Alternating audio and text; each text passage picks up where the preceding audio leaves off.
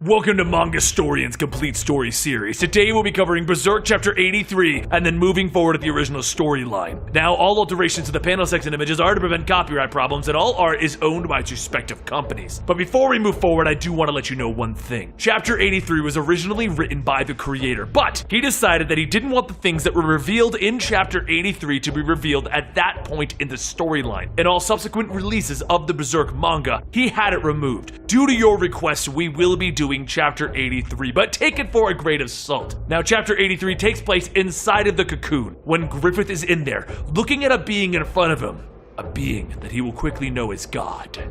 Griffith begins to see something, and he asks it, "What are you?" From the giant heart, a voice says that it is the desired God. It is the idea of evil. Griffith then asks if he is God, and the voice tells him that he is seeing part of him. Everything around them is an ocean of feelings, things within human souls where the common consciousness transcends individuality. These collective consciousnesses is a dark ocean, and from those, he was born of that. The darkness that dwells in every human heart, the idea of evil. Griffith then states that if what it's stating is true, then that would mean that man created God. But is this what mankind wanted? This terrifying thing? The voice says, "This is hell," or some would call it that. This is just the surface of multiple layers of the whole consciousness. However, this place is all human.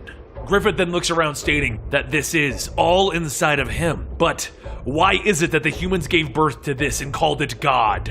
The voice then speaks again, stating that the humans desire reasons. Something to blame their pain on, their sadness, their life or death. The humans needed something to blame for their problems, and thus, a god to blame was born. But it is he who controls destiny. It is he who weaves every man's fortune. Griffith stops and thinks about that for a moment, and then he asks if that's the case, he would have been the one who made this happen, who arranged for all of this to be this way. The voice then informs him that everything that has been done is a carefully made plan. By manipulating history, a lineage was created to make him the man that he is today. All of those accounts were what brought him here. Griffith shouts, "Then what is he supposed to do? What is it that God wants from him?" And the voice says, "Be as you will." He dwells deep within his heart as a part of him, just as he is a part of him. Whatever desires he may wish, whatever they may bring, pain or salvation to mankind, simply do as you wish. As the rest of Griffith's body begins to take form, he says if that is so, he wants wings. The souls of those lost begin to swirl around him, covering Griffith, and the stars begin to change him. The voice then says to take with him the power of the feelings of this inner world and change the physical body into a shape suitable for the task at hand.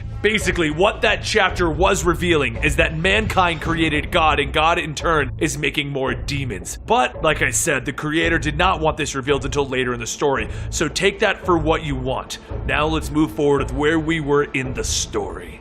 When the demons were gathering around Casca's body, and the only thing that Guts could do is watch as they were holding him back. Up atop the fist, the God Hand watches their new Demon King is being born, and they shall name him as the Wings of Darkness, Femto. Guts watches as Griffith's body begins to rise from its cocoon in its new form. He jumps into the air and he flies down, landing before Guts, and he just looks at him. Guts asks if it's really him, but Griffith doesn't respond. While staring into Guts' eyes, he grabs a hold of his arm, and Casca's body is brought to him. More tendrils appear and they begin to wrap around her legs, and then they begin to pull them apart. Guts is watching, helpless to do anything, and Griffith continues to stare at him in the eyes. Griffith's hands continue to wander until they stop between Casca's thighs. Guts is forced to watch as Casca's body is then suspended and spread apart, all of the demons gathering around as Griffith enters into her. Her eyes begin to open as she starts to make out with Griffith's face, and he kisses her. Guts begins to hack away at the demons holding him, and as he goes on, his sword begins to break. Taking the broken blade, he starts to stab it into his own arm, trying to free himself. But while Guts stabs into his arm, Casca suddenly realizes what is actually happening. Guts takes his severed arm away from the demon, and he screams out for Griffith.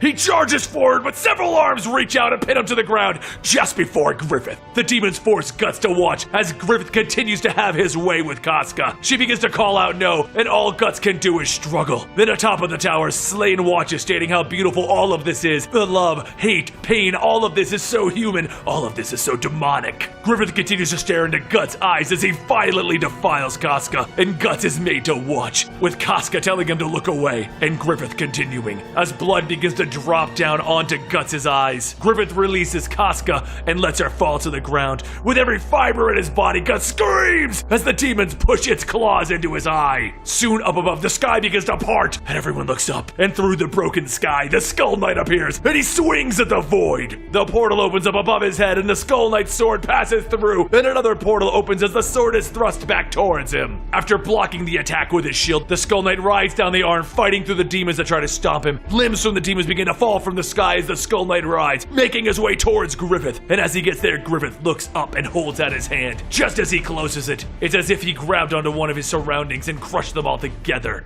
Griffith stares at the empty hole that he just created, and the Skull Knight lands before him. The Skull Knight swoops in, grabbing both Guts and Casca, and then heads off back towards the sky. Griffith holds out his arm, trying to crush them before they can leave, but it's too late. Once the Skull Knight takes Guts and Casca away, Ubix says that this has all been so amazing. It is beyond their expectations. The Void then tells everyone that this is one of the many paths that fate has prepared. Now the flow has begun, and the fifth angel is born. The time of darkness shall visit them. Soon the people will know this as the Age of Darkness. Meanwhile, outside the storms, Zod picks up his own severed arm and reattaches it. All the while, Rickard is watching on. Moments later, he watches as Zod is defeated by the Skull Knight. No sooner than he can recall that, the Skull Knight flies down towards him. Rickard looks up and sees the bodies of Guts and Casca. The Skull Knight notices the pouch of medicine and says that it seems that these two are not meant to die. He then hands the bodies over to Rickard, telling him that there is no time, that he needs to tend to their wounds. Rickard begins to panic, asking how, and then he remembers the medicine that the travelers gave him. And then Zod towers over the Skull Knight. Rickard begins to panic even more. The Skull Knight tells him not to be bothered by this, go ahead and continue taking care of them. Zod tells the Skull Knight that he hopes he doesn't think their fight is over. And the Skull Knight says that he too is immortal. The Skull Knight looks down and then sees Guts. He starts to laugh, stating how interesting it is that this man survived the eclipse. So alright, they will stop here to honor that man's amazing luck. He then stops, stating, actually, we should call it bad luck.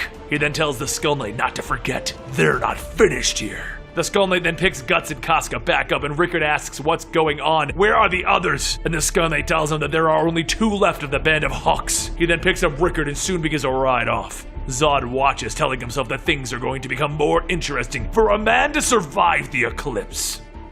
I hope you guys enjoyed. Don't forget to subscribe to this channel to get your Friday dose of Berserk, and I will see you next time right here, or you can follow us on Twitter at Mangastorian.